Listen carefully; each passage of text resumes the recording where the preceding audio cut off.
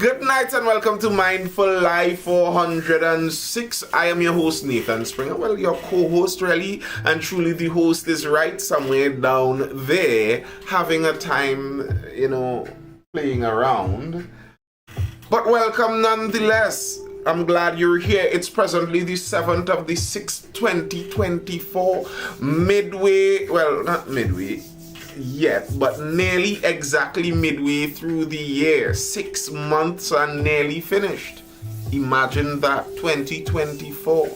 Lots of elections coming in this year. This is an interesting year in politics. And we're here talking politics, but not just politics, other news and current affairs, culture affairs, etc. in the beautiful Twin Island Republic of Trinidad and Tobago, the land that apparently does not exist. But at the same time, some people believe that it is the home of the Creator himself.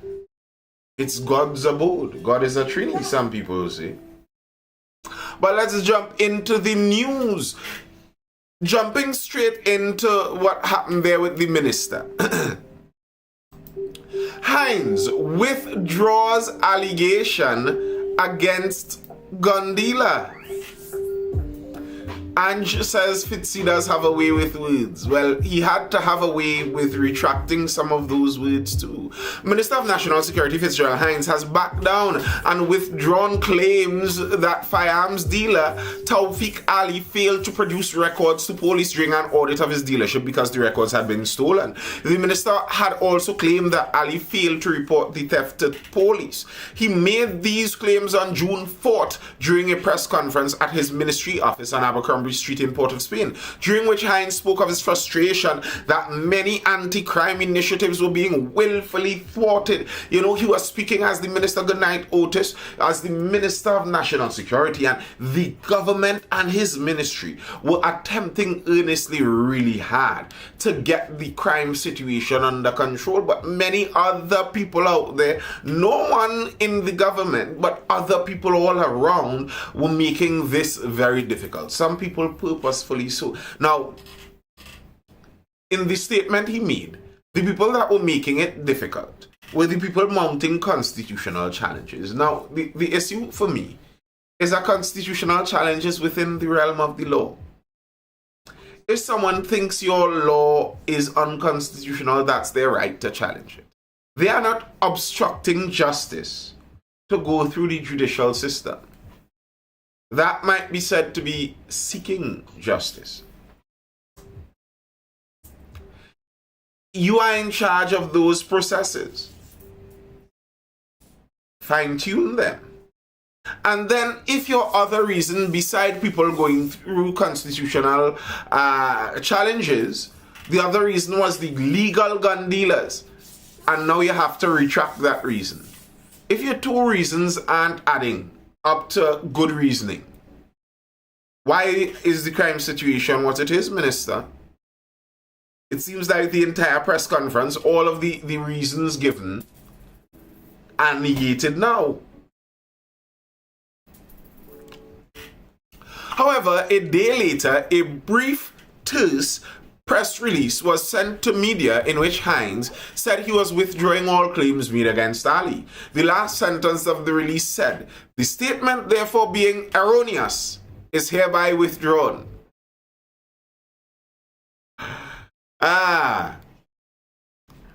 The minister used the press conference back then to lament gun proliferation in Trinidad and Tobago. He claimed there was a diversion of many legally purchased high-powered firearms and ammunition into illegal hands for criminal intent. Hines claimed local gun dealers were focused on making money, while his focus was on public safety and order. He alleged a court affidavit related to a 2022 police audit on Ali's company. However, his claims were shut down by Ali's wife, attorney Nairi Alfonso, in an interview with Newsday in the evening on June 4th. Alfonso is a director in the company, saying Trinidad and Tobago has a very low rate of legal gun ownership. Alfonso said on June 4th that there was no evidence of any diversion of guns from lawful to unlawful hands. And I keep asking about this. I am confused. I do not understand. What is the obsession this minister and our prime minister have with attempting to attribute illegal shootings, illegal gun ownership to legal gun owners? Why are they so obsessed with it? And they've been attempting to do this at least over a year now with no evidence. They have yet to prove this.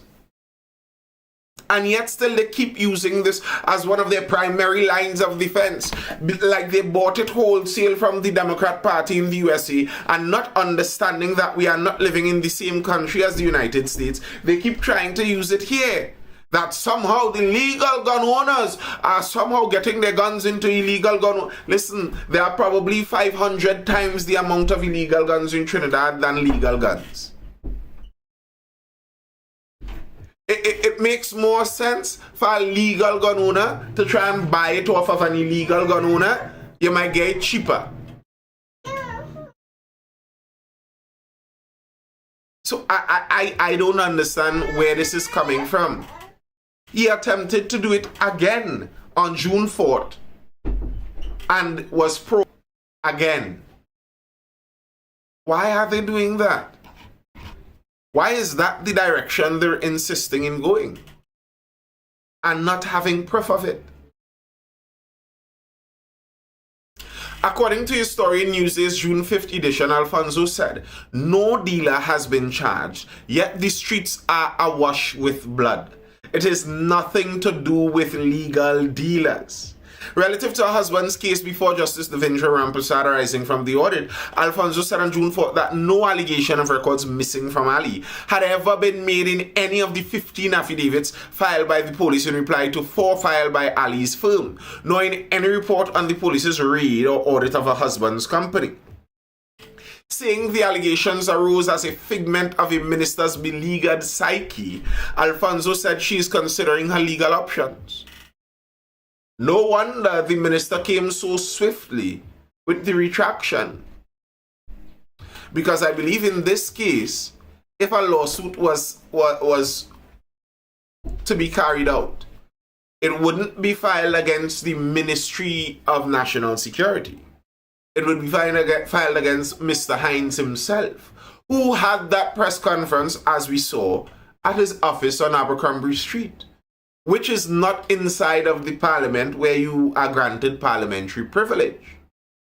So he said it on the outside, so you'd have to prove it on the outside. Ange says, is he attributing the automatic guns to the legal dealers also? As far as we know, the dealers can't bring them in. I don't know. It seems like they're trying to, but it doesn't make sense. I am not attempting to jump on in the defense of any legal gun dealers. I don't know all of their business dealings. I don't know. But it seems to me, looking out at the criminal landscape in Trinidad and Tobago, that if I were a criminal, it might be less complicated to just go out there and buy an illegal gun for a couple $1,000 from one of my other criminal associates than to attempt to go behind the books and shave off the serial number off of a legally imported firearm that I might have to pay 10 times the price for. Big up from Panama. Big up, bro. Big up, big up. Was it Panama or Peru had some kind of shooting in a university in a remote area? One of the P in Central or South America there. Was it Panama or Peru? I'm not sure.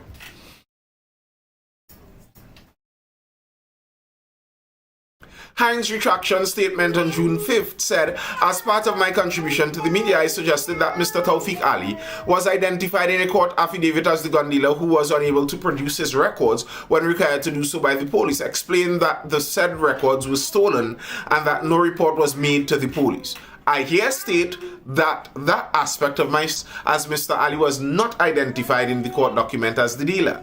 The statement, therefore, being erroneous, is hereby withdrawn. Yeah, Ange, we are up over on YouTube too. Be sure to hit that like button wherever you are viewing this. Double tap the screen over there, and on TikTok, if you're wondering how to hit that like button, well, you double tap the screen. That's how you do it over there. Also hit that like button if you are viewing live over on YouTube. Greetings to the YouTubers over there too.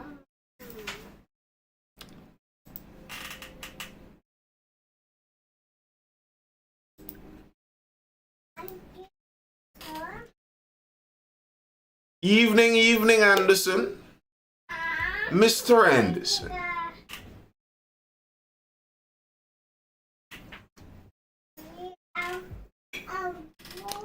Yeah. He attempted to hold himself accountable, threw the blame everywhere else but on himself, and now has to retract that. So then, Mr. Hines, if the case is not that the firearms dealers are the ones responsible for the guns in the streets, who is it? And what are you doing to stop it, there, sir, seeing as that is the job you are being paid for? Another minister making some news to jumping in. Local government ministry to launch reporting app. Minister of Rural Development and Local Government Faris Al-Rawi has announced the upcoming release of an app to allow citizens to report local government problems affecting them, called Local TT. Now, sometimes I find my cynicism to be, as it were, a curse, because it's nearly like I can't turn it off. Even when I don't want it around, sometimes this cynicism keeps popping up. Every time I see a government or state or any of those public institutions that use public money do something, my immediate thought is, who got the contract for that? Because I don't think the government has an app building department. I don't think the Ministry of Works has a department of app development. So if the local government ministry is to have an app, very likely they paid someone to develop that app. So those things immediately jump into my mind, and I start wondering, I wonder who got that money to develop that app. And I wonder how much money was paid to just develop an app. And then you start to really wonder how essential an app would be, etc. But not to taint it before we even speak about what the app does. Maybe the app is very useful. Speaking at the Trinidad and Tobago Disaster Risk Management Conference opening ceremony on June 3rd at the Hyatt Regency Trinidad, Port of Spain, Al-Rawi said Local TT will allow citizens to report local issues directly by uploading photos and descriptions of local problems, creating an open source information platform. He said the platform will use a traffic light system to keep the public informed about the status of their projects. Red light means nothing has happened yet, yellow light means the project is pending, and green light means it's ongoing. Al-Rawi urged citizens to actively participate in reporting local issues. And listen, this is a beautiful idea if it could work the way they intend it to work. I agree. If you could have citizens that report things on a moment's notice so that it is all known to the authorities, and they could have a tab on when things are being fixed and when things are being worked on, that's a beautiful concept. Beautiful. The only wonder is, would it work as intentioned? And there's a concept coming out of the good book. Faithful over little, and you'll be faithful over much. And if you're unfaithful over little, you'll be unfaithful over much.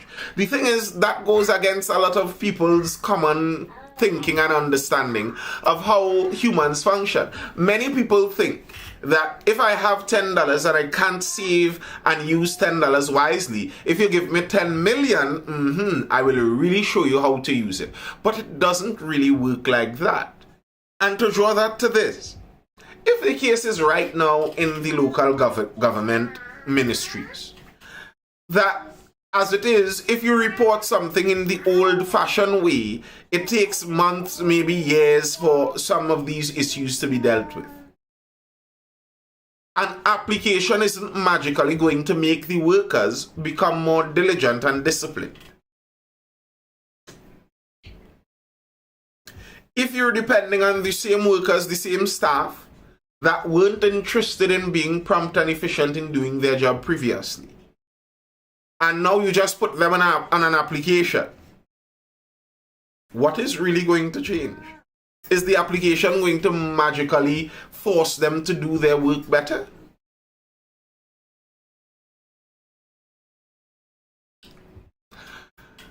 Arawi urged citizens to actively participate in reporting local issues. If someone is doing something sketchy, say something. He encouraged highlighting the need for community vigilance and involvement. Acknowledging the significant investments in government operations, Arawi said Trinidad and Tobago is at a point where many believe everything requires government intervention. However, he said the government should act as a facilitator rather than a sole provider. He's actually speaking my language here. Well said, Mr. Arawi. Drawing on the example of Carnival, Al-Rawi said the government facilitates the holidays. The government spends on infrastructure in certain places. The government clears the roads, gives the license to sell on the road for a couple of days. Bar licenses, food licenses, block the pavement licenses, noise variation licenses.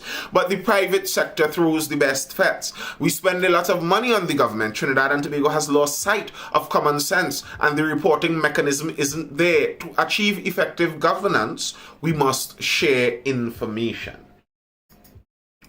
Almost all of what he said there, I agree with. That's true. And that is what the government is supposed to do. Mr. Arawi is speaking soundly there. The government is a facilitator. Facilitate the economic activity. That's your job. Not being the sole provider. Hey, Rani. Not being the sole provider. Not going out there and making the company itself, but facilitating it for the company to flourish. Sagittarius says 9 years he give, all they do is repeat what we know.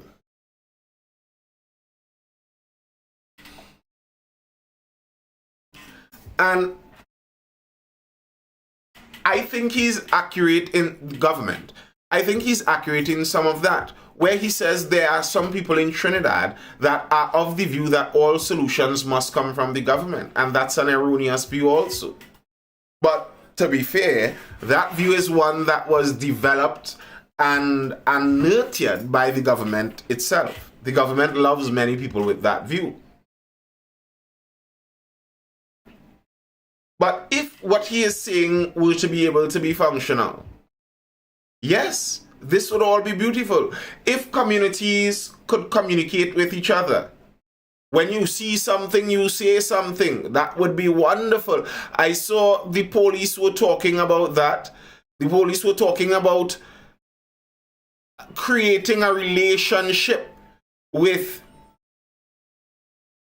residents and business owners, and that they want the business owners to tell them when they are being extorted. Do not just leave it all up in the air. Report it when you are being extorted. I'm trying to see if I could pull that story up here. Well, that's not coming.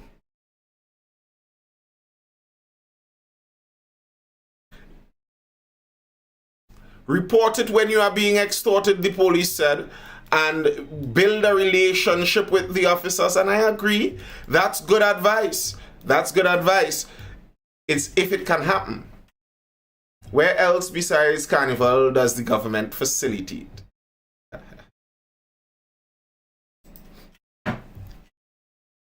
Where else? Let's see.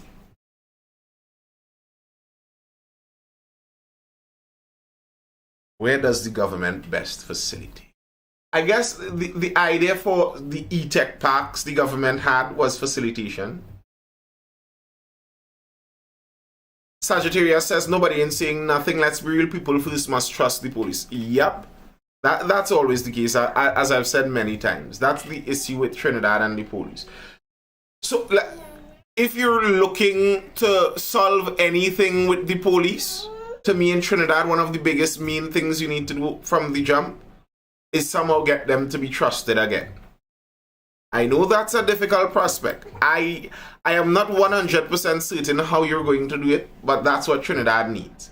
You want to see police work become much more effective. Somehow get the population to trust the police again. And to me, any police action in Trinidad and Tobago that is deleterious to the trust between the citizens and the police is working backwards. And that's why, like last night, we were having a discussion and someone was talking about Gary Griffith, who, gave a proposal for help to the government, and we were discussing the merits of such, whether he would be better or worse or something of the such. And people were saying that all that Gary offered was PR. That's the only thing he did.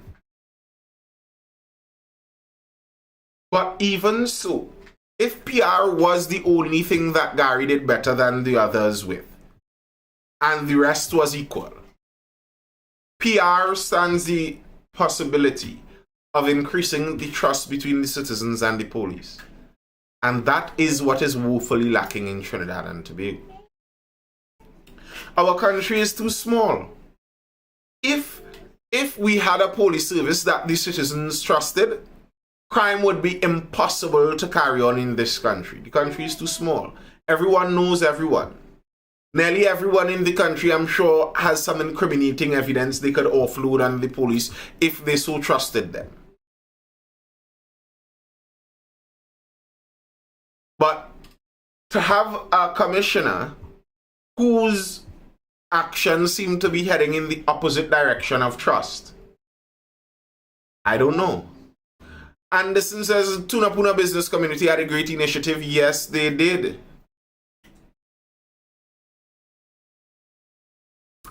Yes, they did. They had an initiative where the Tunapuna business community cooperated with the police to set up cameras, CCTV cameras throughout the district, where the police can keep tabs of what is going on around the business district. That was a good idea. Now, we are talking about facilitation. How does facilitation go on? Where does the government facilitate? Here's part of the problem with facilitation, and understanding that governing isn't as easy as some people like to make it seem. Like, okay, what people want is facilitation. Well, let's facilitate businesses, allow the businesses to go through, small businesses, not big businesses, allow small businesses to blossom as much as possible. And if you do that, people will love you. Well, no, not exactly. That's not as straightforward as that. Tacarigua residents, Orange Grove Savannah in trouble. Rats, oil waste, and illegal parking are some of the complaints of Tacarigua residents living around the Orange Grove Savannah. They said the regional corporation is granting people permission to infringe on the sporting uses of the grounds. They made the statements during a lecture by Professor Selwyn Kodri in Tacarigua. It was held in the evening of June 4th at the St. Mary's Anglican Parish Hall in Tacarigua. Joyce Thomas of the Burnley Athletic Club said the club has had to fight with traffic and food vendors in order to train at the grounds. Rugby has been discontinued because the food vendors are now located directly in front of the goal posts. We got permission to have a throwing area, but it's also being used as a car park. As soon as we're finished throwing, cars come to park there, and sometimes they're even lining up. Hola, Draco Sovereign. And this is the issue. The regional corporation is facilitating. They're facilitating food vendors. The food vendors are happy. Many of the customers are happy. Listen, the fact that the food vendors are there, this is by the Eddie Hart Savannah there. It's kind of interesting to me that they're calling it the Orange Grove Savannah. Is it that the Eddie Hart is the one small piece and the Orange Grove is the entire thing? I'm not sure. But If the food vendors are there flourishing, that means that they have customers. People are happy buying the food. The business is booming. That's why the food vendors are staying there and more are coming.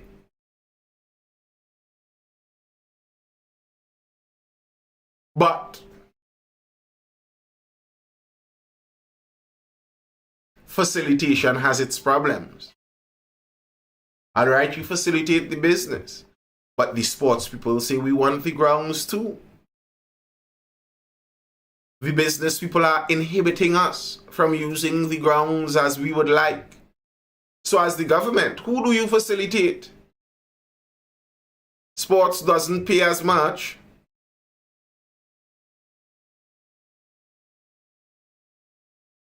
The ground in front of the grandstand is hardly ever cut, and the corporation has reprimanded coaches for cutting it, they say. The corporation has to cut it, but the equipment is usually broken for months. Thomas said the rat population had expanded greatly since the food court was opened at the Etihad Savannah. There's a canal that's hardly ever kept clean. I don't know if the corporation thinks it's sanitary to have a food court there. Sports is $1 billion industry. Yes, it is, but one sports club with recreational members throwing a ball around on a couple of evenings is not the $1 billion industry of sports. It's not linked to it either, really and truly. That's not going to bring in the big bucks, really. So yes, sports is $1 billion industry, but not that. That is, for the most part, recreation. So, do you facilitate the recreational users? The way the tenor of this, where someone said, I don't know if the corporation thinks it's sanitary to have a food court there. I am sure there are some residents who would prefer the food court gone. They would want no food court there. But then that's some people's livelihood. That's some people's come up. Somebody always wanted to be a food vendor. They always knew that their hand was sweet. They just needed the opportunity. They got a window of opportunity inside the savannah there. And what would you know? They were right about their abilities. People like what they're cooking and their business is expanding. From that one little grassland food court there, they may now have a couple tens of thousands of dollars coming in per month. Listen, some of those food vendors can make a good bit of money. Someone could be have a very lucrative business off of that. So as the government, what do you do? Who do you facilitate there? Who gets the facilitation benefit?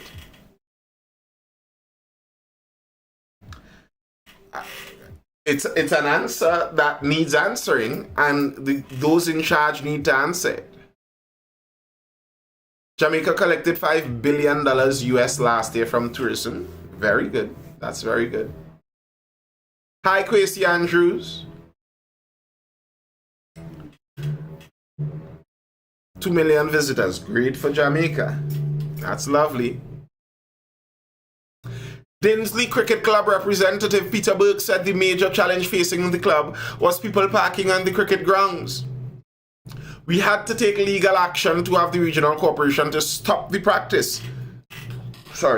As well as installing a gate in order to maintain a quality surface to play cricket. It's important that cricket grounds are manicured and as flat as possible. Oswald Haynes of Buggy Haynes Coaching School said the attitudes of different groups to the use of the grounds were a mixed bag. He said the school mostly trained athletes in track and field and cricket. We haven't been given a good share of the park. We've been asking the government for assistance for years to construct a long jump pit, but we've only gotten lip service. One time they came and made assessments and plans, but nothing came of it. It's fruitless until we put our efforts together and develop it ourselves.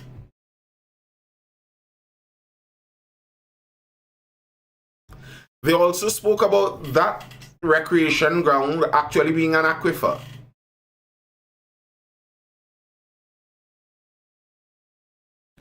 Mikhail Modesto says it's hard to compare $5 billion from tourism to $26 billion from oil and gas. Yeah, I mean, I'm glad for Jamaica, But I wouldn't exchange our economy for Jamaica's.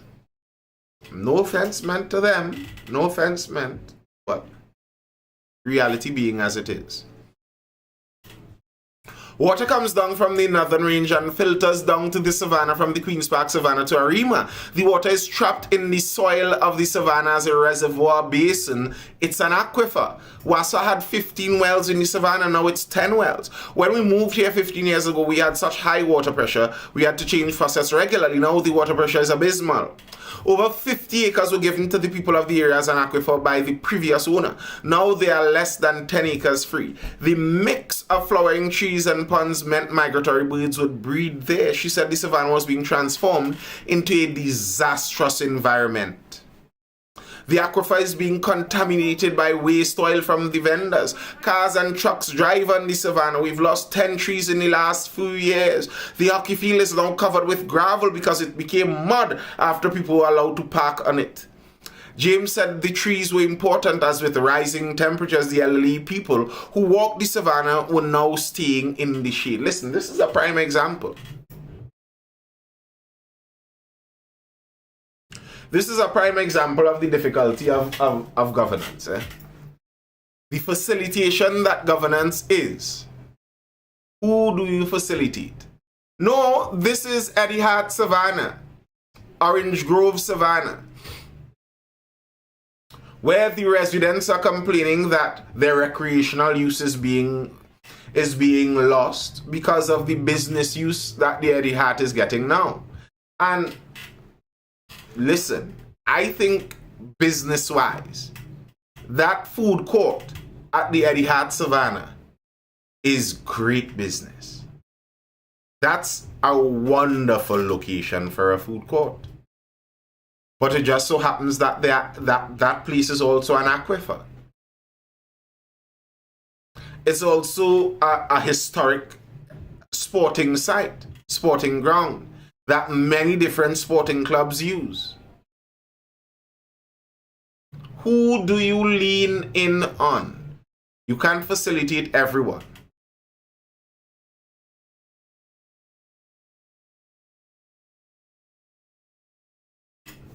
You can't facilitate everyone. So who gets kicked out and who gets welcomed in?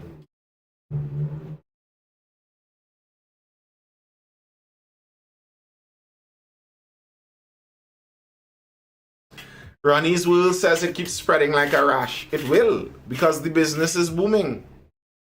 The business is booming. People are buying food. Y'all millennials don't cook.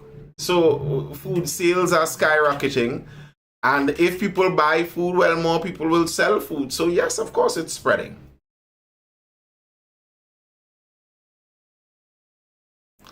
If you were to turn the entire Eddie Hart Savannah into a food court, would it be better for the country than leaving it as a recreational ground?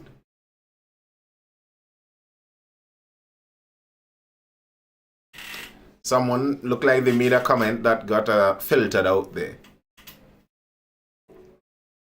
My wife cooks, but she is Gen Z. Hey! Wife and Gen Z already. Michael Modesto, give me a bounce through the screen there, boy. Yes, brother. Do the things. I like it. I like it. Wife, Gen Z, proper. Jump in early.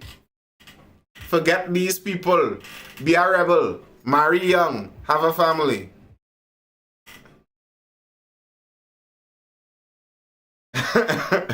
Oh, late Gen Z, late millennial, early Gen Z.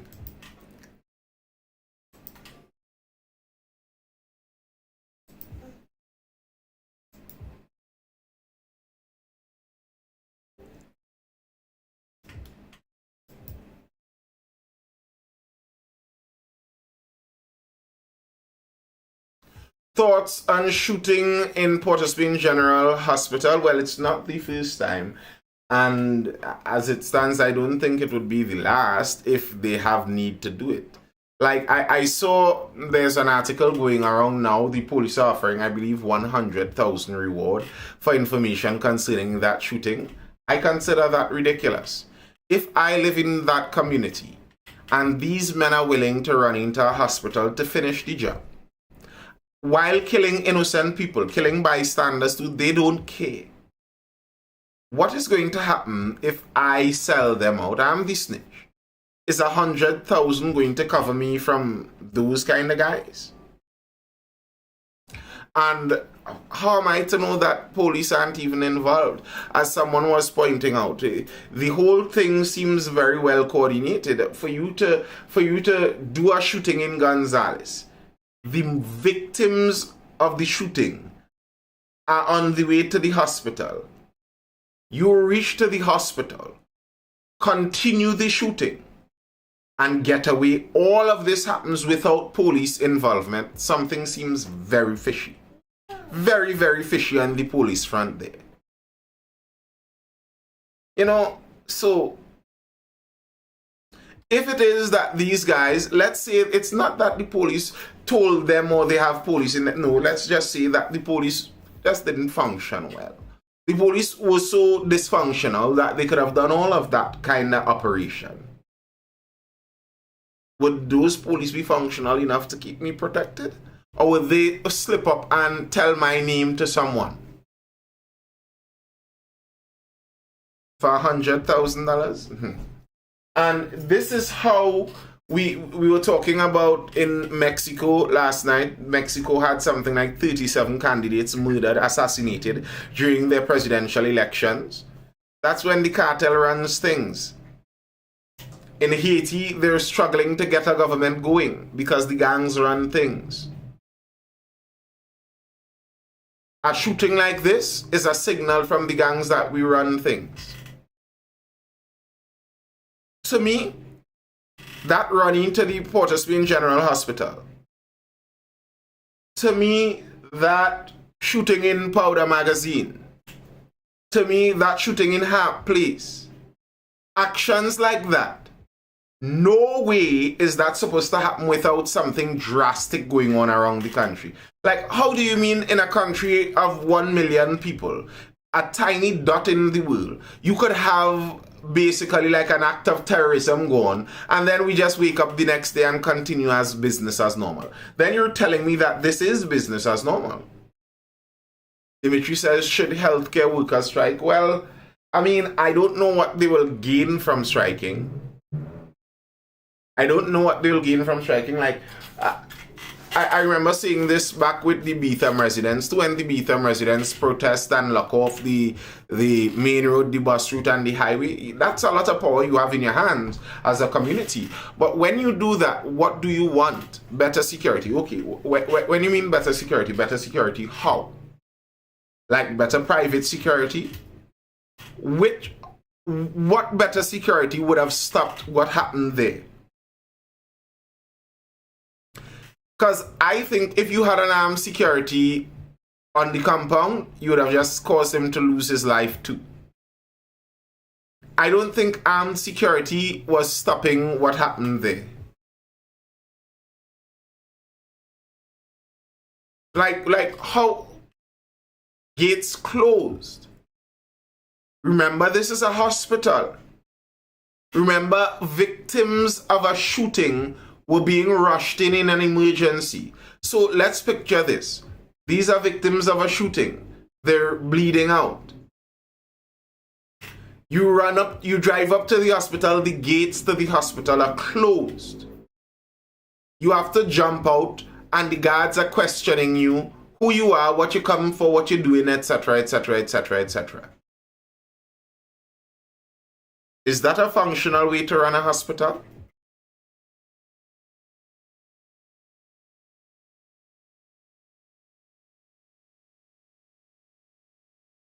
I'm not sure. I don't think that would work. I don't think that would work. I don't think stopping people who are coming in case of an emergency for them to answer security questions would be a smart idea.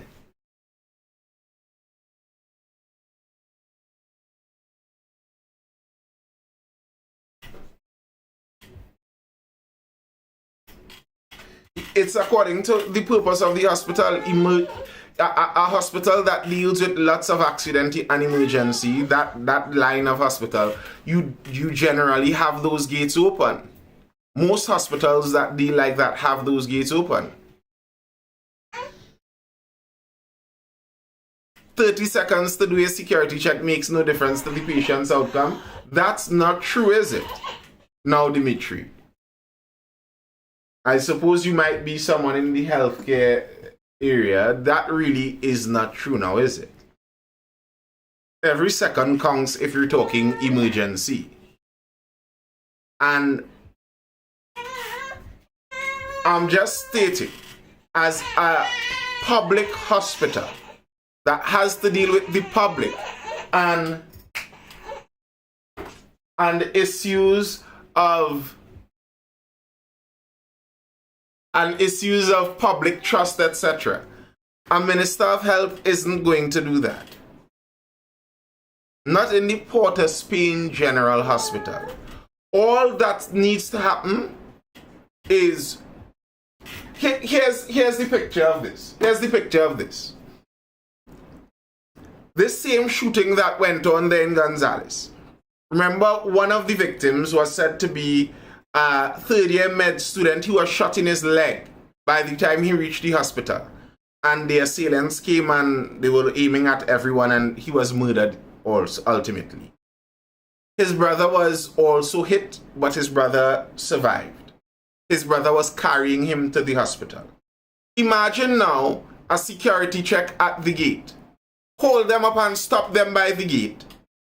And the gunmen swing through and catch them at the gate. And shoot them at the gate, killing everyone. What do you think is going to be the mother's outcry there? That instead of helping my son and bringing him into the hospital, them studying to ask him like if he's a criminal at the gate. And look, they had him by the gate and then they shoot him and kill him there. And the outcry is then going to be, why they stopping emergencies at the gate? Allow the emergencies in. And that's the issue I was raising at the beginning, talking about government facilitating. It's a difficult thing as the government. Which side do you lean more on? Michael Modesto says, sounds like something Freedom Chambers will be waiting to fall apart to soon. Exactly. Exactly. All you need is a pregnant lady in an emergency, and they stopped her at the gate. Maybe the child was going to die anyhow. Maybe. But the child dies. Somebody is going to ask questions about that delay. Any death, and I mean, if you work in the medical field, you know, even the most obvious, straightforward deaths, yes, this is why that happened, yes. People still start questioning and wondering what could have and should have and who didn't.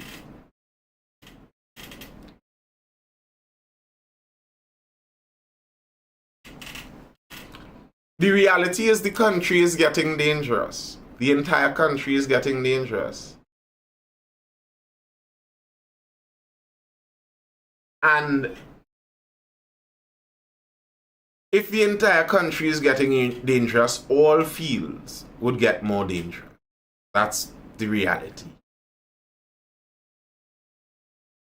You cannot turn every building into a prison in order to protect it. The solution to that is that countries aren't supposed to function in that way. We aren't supposed to have our hospitals on code red with high alert security as a prison. That's not how a hospital is supposed to function.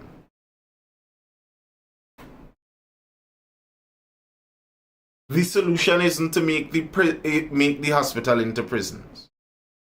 It's to put the people who belong in prison. That's the solution.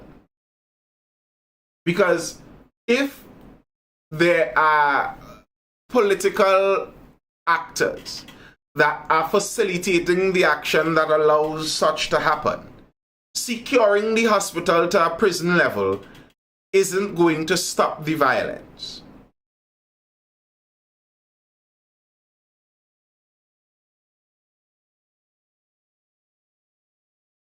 And in the meantime, you mean in the meantime the hospital needs to become a prison?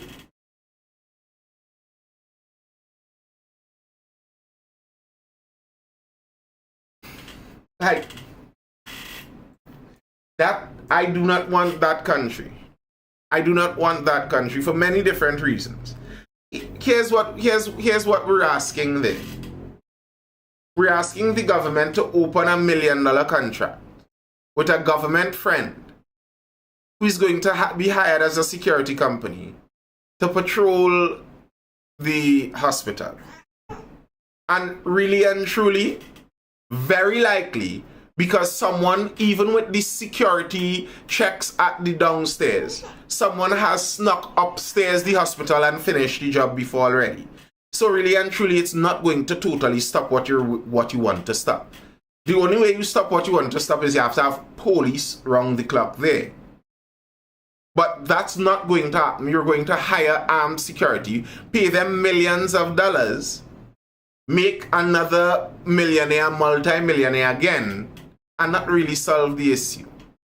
So what we do is we reward the friends and family of the government for their bad behavior.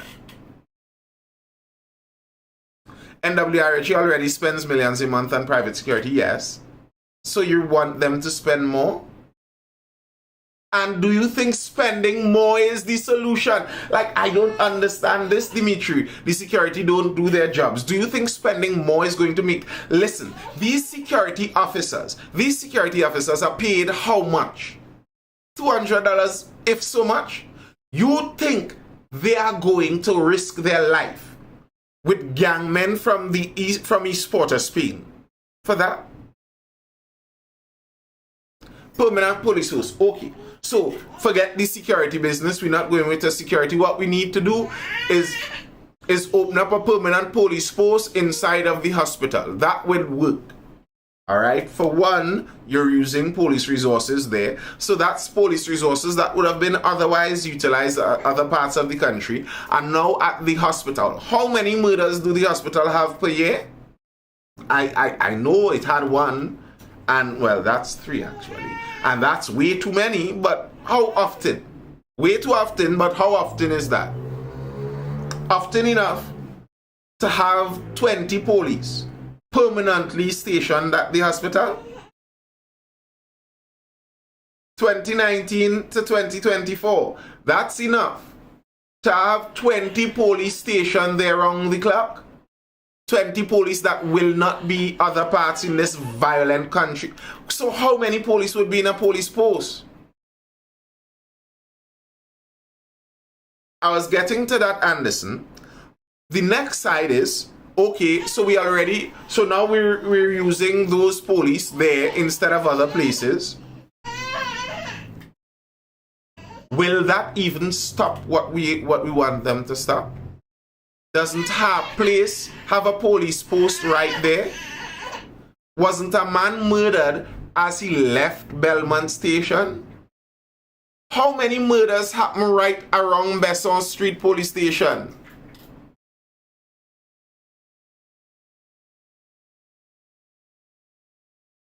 Is that going to stop it?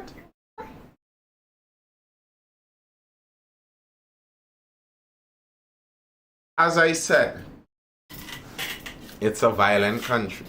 So the answer is do nothing. No, the answer is stop crime. The answer is stop crime. Like, it's a violent country. What would you have us do? It's a violent country. But it is a deterrent. I don't think it's a deterrent enough. Going to the hospital to shoot someone inside downtown Port of Spain is an extremely high risk kind of operation. I can't see much that could be done once we already are in the position where people are willing to do that, there isn't much that could be done to stop it. The problem is we have gotten into the position where there are people willing to do it. So we're back to arming the citizenry. For a good part, Anderson, yes. And that's why in the US, their view of it is for those reasons. It's one of the easiest ways to bring safety to a place. It's a violent country with corrupt police. What would you have us do? How do you solve for that?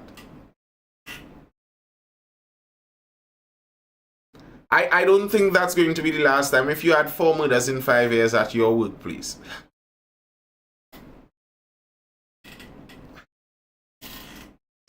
there are workplaces with more murders than that. There are workplaces with more murders than that. And even so, you happy if your organization says the solution is stop crime? No, I'm not happy. But I don't know what else I would have them do. There are some people working in groceries that get robbed with or without security officers, get robbed every month. There are some business places in the last 10 years probably were robbed 50 times. What would you have them do? What are they supposed to do?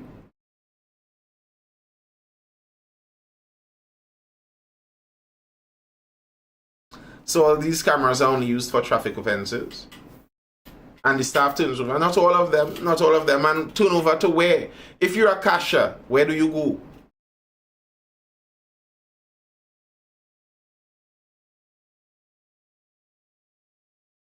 A lot of these robberies do end in shootings and murders. How many Chinese proprietors of groceries were murdered in the last 10 years? I am sure in terms of Chinese groceries, more owners and workers were killed in the last 19 to 24 in the last 5 years. And bear in mind, none of those shootings were one of the workers of were any staff, were they? No staff were hurt, right? But there have been areas where staff have been hurt. What would you have them do?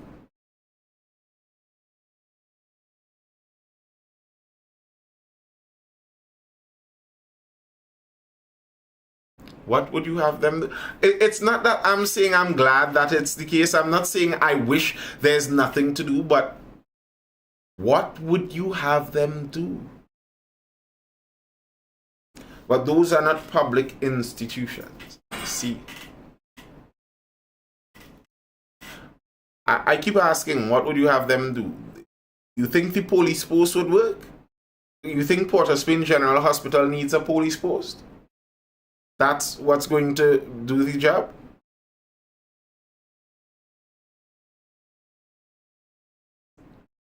Because I don't. I don't even think it would help because of the way those killings went on. It's not that there's a drug block on the hospital that is running and has shootouts and drive-bys going on. That's not the case. A police post in the hospital, here's what I think a police post in the hospital would do the most. It would stop the staff that smoke weed. You see them weed smoking staff that you all have? That's what a police post is going to interrupt, for the most part. Once every 5 years, a gang dispute spills over and gets so heated that they finish it in the hospital. Remember, they don't announce when this is going to happen. The gang doesn't call ahead and say, listen, today we're going and get real active and get drastic and we're coming down in the hospital. I'll watch out. No, it's all a surprise. So the police have to be on alert for this every day. How are they going to do this? From a police post. How?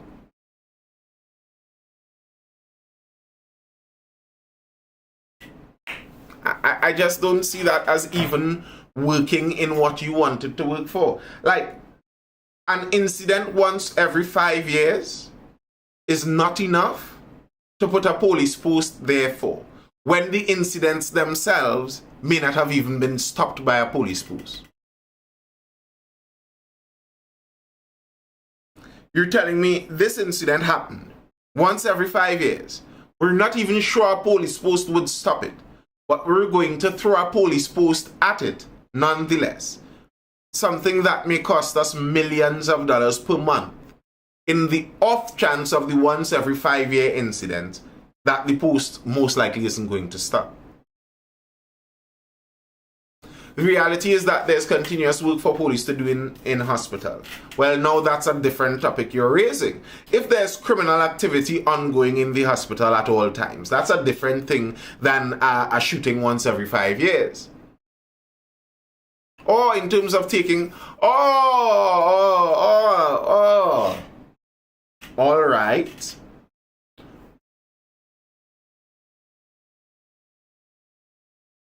So yes, there's work for the police to do at all times. So doesn't that mean, if there's currently work for the police to do at all times, doesn't that mean that as it stands, there are always police in and around the hospital?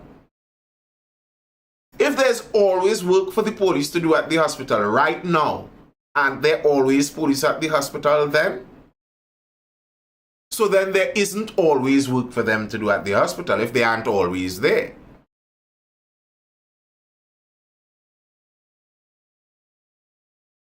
Right?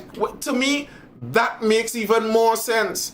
Police coming and going from the entrances and exits supposed to be even more effective at stopping something happening than a police post, air condition, where they sit down watching Netflix on their phones. So police going and coming, and you're telling me these incidents still happen? Police always in and out the hospital, and these fellas still don't care so much that they're willing to run in the hospital and do a shooting? Like, sir, why do you think that is going to help? How? How do you foresee this helping? Cost us millions of dollars more per month with no actual solution.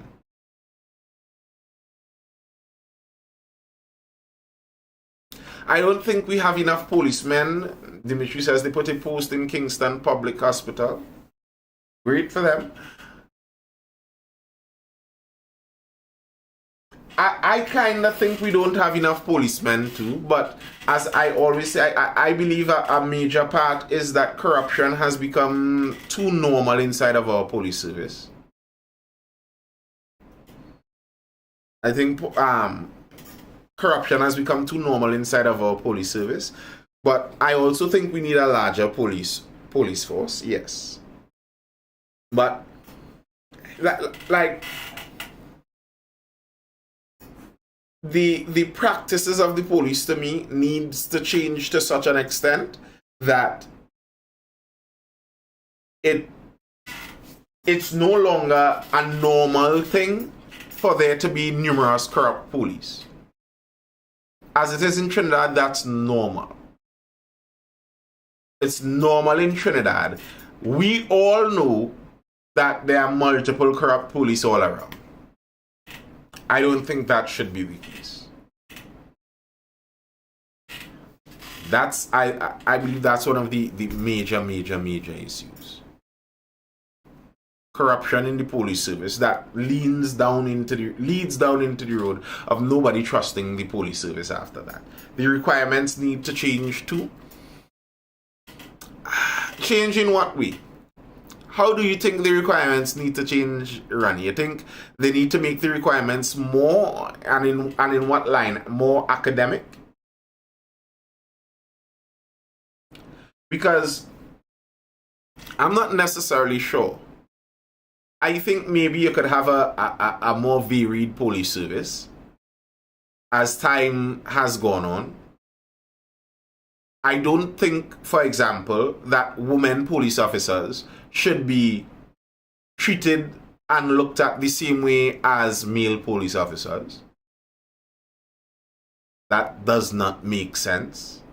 I think that you should train officers for very specific things that they are better at. So you have more athletic officers and you put them into a field, and we have some of that, but I find we don't have enough. Yes, I am brave, Dimitri. I am brave. I those things don't bother me in that angle. But that's something I regularly wonder about. Like, to me, I find it's unfair. If a woman police officer does less work than the male police officers, they shouldn't get the same pay too. Like, what are we doing? What are we doing out here? But I think they are not saying there aren't jobs for women police officers too. I just think we need to get more specific with those things. Ronnie says, yes, academic, but more specific departments. Yeah, I'd agree with that. But not exclusively academic. I think there is a side of the police service where we shouldn't be looking for academics exclusively. We should be looking for the big, strong guys with a strong sense of civic duty. You don't need to be a genius. You're big, you're strong, you have a strong sense of civic duty. We have a use for you, brother. Square blocking round holes, yep. And yeah, I agree, pay them more. I remember discussing this in a live before, where they say they pay judges that much. Judges are paid a lot, and they pay them a lot because, you don't want the judge to be tempted to take a bribe. You want all your judges to remain honest, so that's why you pay them that much. And I'm thinking, okay, first of all, I don't agree with that. But if you are telling me you believe that, then why do you pay the police so little? Shouldn't the police be paid a lot also because they are in the same line with the judges? You should be trying to make sure no police is out there taking a bribe, so you pay them to keep them cushy.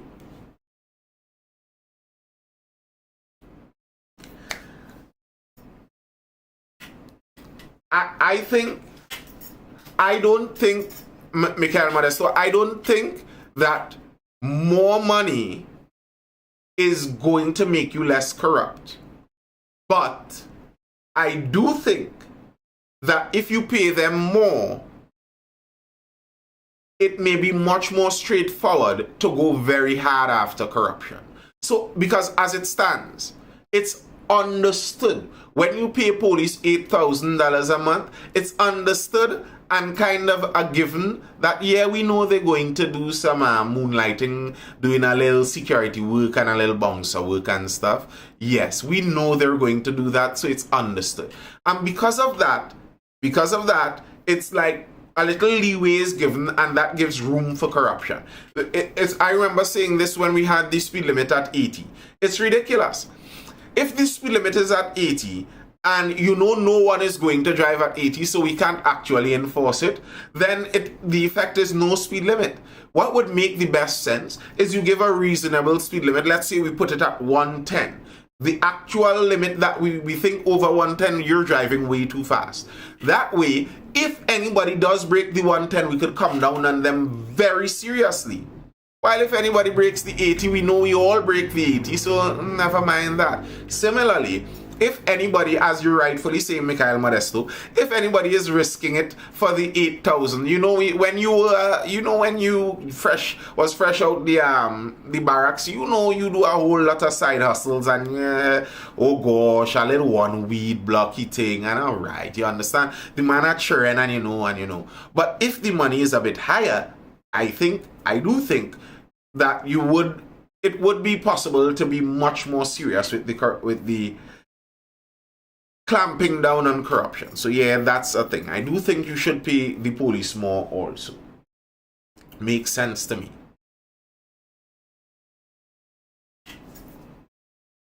Then prison officers, coast guards as well. For me, I think police should be paid more than prison officers. I think the policing job is harder than the prison officer job. My opinion.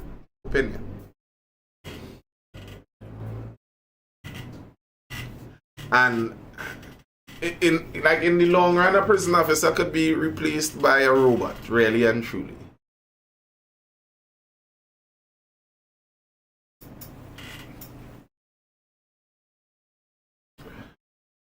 Anyway, people, looking to run to a close there.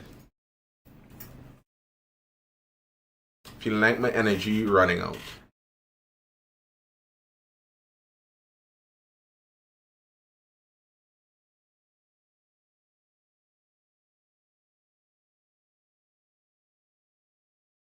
If you're dealing with the corruption and we say money is the solution, I didn't say money is the solution. Eh? I don't believe more money necessarily equals less corruption.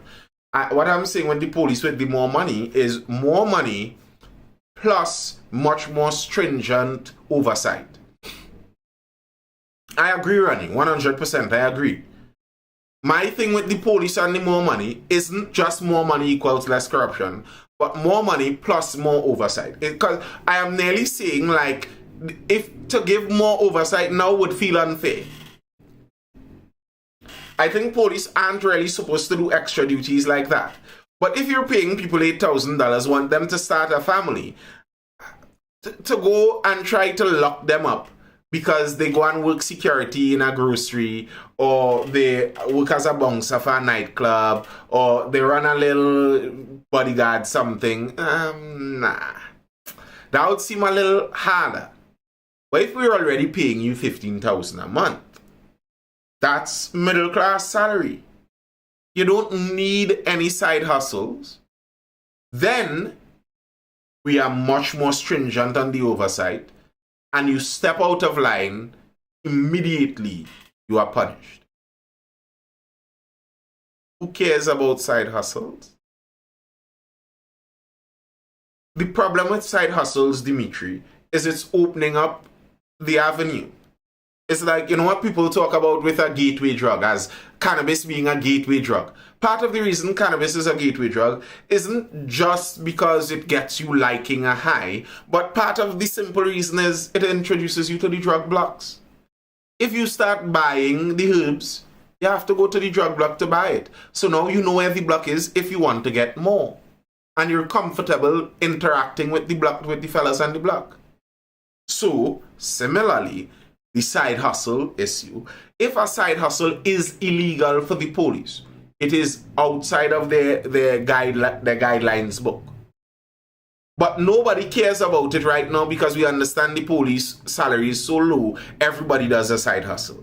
What we're basically saying is we're okay with a bit of breaking the rules. We're okay with that. And then, if we're saying we're okay with a bit of breaking the rules, now someone has to arbitrarily rewrite or redraw the line where you break the rules too far. So, okay, you're bodyguarding, but okay, you're bodyguarding for a criminal. But both of you are breaking the rules.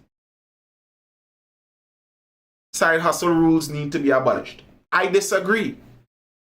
That's the point I am making, Dimitri. I think you pay them more and ensure there are no side hustles. This is all you do. You have no other motivation. Because a side hustle pulls your motivation to a certain direction. Obviously. This is all you do. And we pay you enough to do it. That's the point I was making with the more money. Not that more money makes people more honest. That's not true. Anderson says there are SRPs who work for less, but they act like super cops. They work harder than the regulars. Yep. But there are also SRPs who entered only with the interest of getting a police number and use that to then enter into the security work side and are now making millions of dollars in security while they barely ever worked as an SRP. Those have happened. Oh, DJ Avi. And, I mean, as I said, it's hard to clamp down on the side hustles when the main hustle pays so little. Pay them more. And do clamp down on everything. Alright, people. That's all I have for now. The pastor. What about the pastor? What pastor? We talking, was that the spy pastor? Is there more news out on him?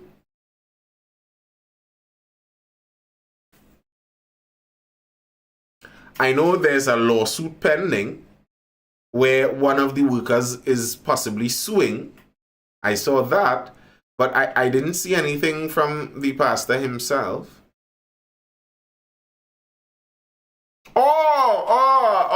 Well, yeah. Oh, in that case, yes. Him and many others. I wasn't even speaking about him directly, but there are many people who did that.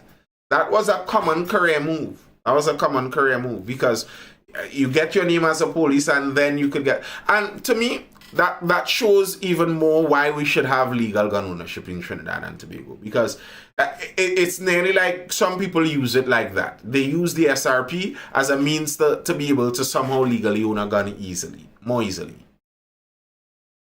Allow people to be able to get their legal firearms, I think. Thank you, Janelle Trim. Thank you. I hope you do too. That's all I have for now. I hope you're educated, informed, or entertained. People, I'll see you guys again tomorrow night. We're having that Saturday Night Live tomorrow. Until then, folks, hold it down. Stay safe, stay well.